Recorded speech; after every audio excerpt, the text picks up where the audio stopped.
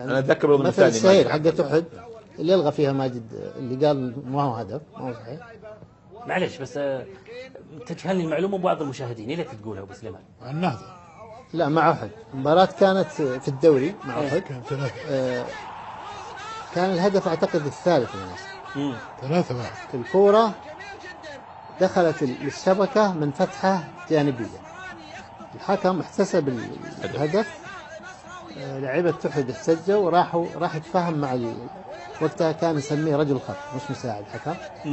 وراح ماجد قال له ترى الكورة من برا الغى. وهو هدف مو يعني وهو هدف شيء يحسب لتكفين صحيح. لا مو هدف. انا عارف يعني هو كان الحكم احتسب هدف، احتسب هدف. انا عارف يعني كان بيحتسب هدف، لكن بادرة جميلة. انا كنت اعتقد على فكرة انه هذه اول مرة يمكن في العالم العربي، بس اتضح، بس اعتقد بعد ماجد ايضا في مصر. في لاعب ايضا في مصر بس والله نسيت اسمه. نفس علي في الزمالك قبل يمكن قبل ماجد حتى. في موقف برضه جاسم يعقوب، بس ضربوه الزملكاوية. ليش يقول الصدق؟ ليه يقول انه صدق.